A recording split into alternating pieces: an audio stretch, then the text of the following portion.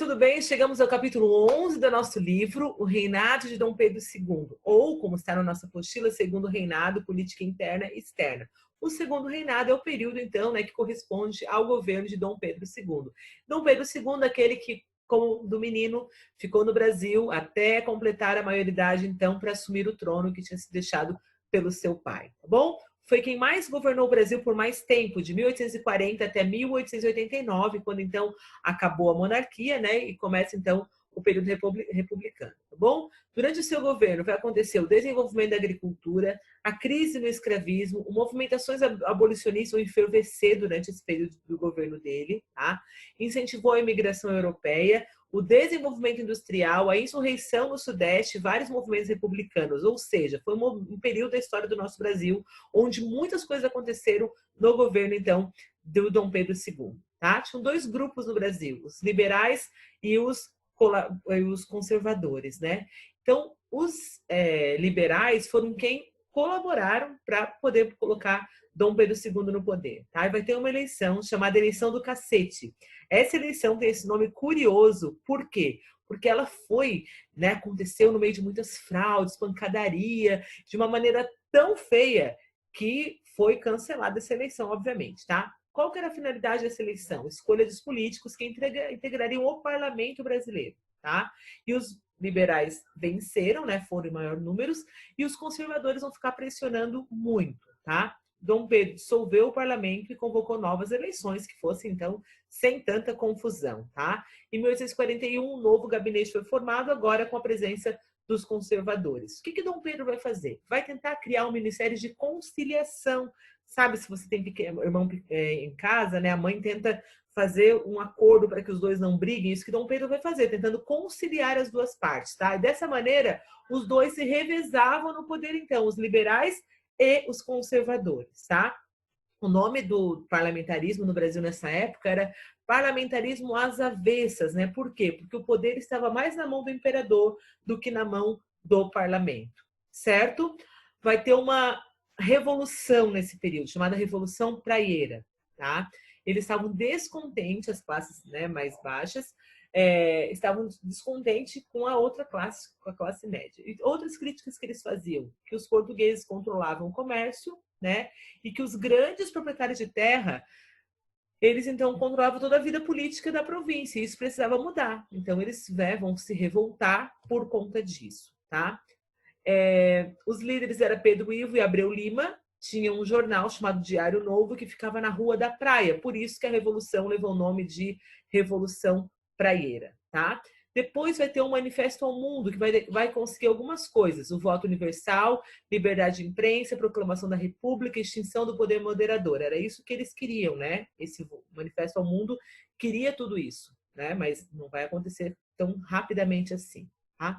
Essa Revolução Praieira foi a última grande revolução no período imperial, então. Tá? E ela vai ser influenciada pelas ideias que vinham da Europa. Agora, de falar um pouquinho sobre o desenvolvimento da indústria no Brasil. Havia-se uma necessidade de que a indústria aumentasse, né?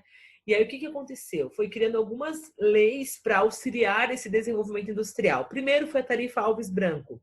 A Tarifa Alves Branco, ela aumentava a taxa de importação. O que é taxa de importação? Os produtos que vêm de fora do Brasil. Então, os produtos que vêm de fora, eles ficariam muito mais caros do que os produtos fabricados no Brasil. Por que fazer isso? Para forçar as pessoas a comprarem os produtos fabricados aqui e não os que vinham de fora, fazendo assim a indústria do Brasil crescer ainda mais.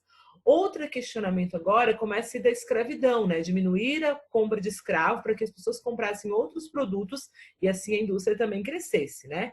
Então, a Lei Eusébio de Queiroz proibia a vinda de escravos africanos para o Brasil, tá? Então, ao invés de comprar escravo, né, compraria os produtos da indústria, tá bom? Avanço para algumas indústrias, têxteis, fundições, produtos químicos, construções civis, pontes, portos, elevadores hidráulicos começam a se desenvolver neste período, então. Um destaque para um empresário chamado Barão de Mauá. Ele trabalhou em várias áreas, né? Ele tinha um estaleiro, então fabricava navios, tá? Foi responsável, então, pela construção da primeira ferrovia brasileira, ligando Rio de Janeiro a Minas Gerais. Ele também teve a ideia de reabrir o Banco do Brasil. Lembra o Banco do Brasil? Lá quando a família real chega no Brasil, eles montam esse banco, mas quando o Dom João vai a Portugal, leva os recursos do banco, o banco fica então com algumas dificuldades. E aí então o Barão de Mauá tem a ideia de reabrir e cria também o Banco Mauá, né? Um camarada cheio de dinheiro que vai então se desenvolver, né, em várias áreas do país, contribuindo para que a indústria possa crescer cada vez mais, tá?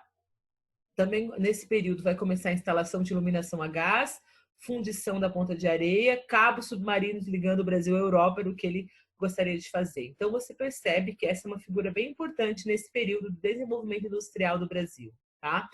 Ainda mais um pouquinho da modernização do Império. Navios a vapor, ferrovias, linhas de bonde elétrico, primeira hidrelétrica, são coisas que começam a surgir, tá? Fotografia, né? O país era moderno, mas ainda era conservador, tá? Por quê? Era visto como muito contraditório, né? Uma das questões bastante que se criticava dessa modernidade era a manutenção da mão de obra escrava. Então, o país estava modernizando, mas continuava com algumas práticas, né, que já não queria que fosse aceita mais, tá bom? Manaus e Belém, a elite se apropriou da modernidade, tá? E foi se afastando cada vez mais da cultura indígena, que era bem presente naquele período. Então, vai afastando daquela cultura e trazendo a modernidade, tá? As questões de terra. A política do Império favorecia a aristocracia rural, tá? Então, é criada em 1850 a Lei de Terras. Qual que era a finalidade dessa Lei de Terras? Impedir livre acesso a terras àqueles que não pertenciam à elite de proprietários. Só seriam reconhecidos como proprietários quem tivesse um documento de posse assinado por um juiz, não importando quem ocupasse a terra. Daí o que acontecia? Tinha gente que já estava na terra, né, que tinha se apropriado daquela terra, mas não tinha um comprovante para mostrar que aquela terra era sua. Então ela tinha que sair da terra, tá? Quem é que tem mais amizade com o juiz? A elite. Então a elite conseguia esse documento, os mais pobres não conseguiam. Então muita gente perdeu as suas terras naquele período, tá? E aí foram subordinados, obviamente, aos grandes fazendeiros, tá? Tal situação deu origem ao que nós conhecemos hoje como MST, Movimento dos Sem Terra. Bom?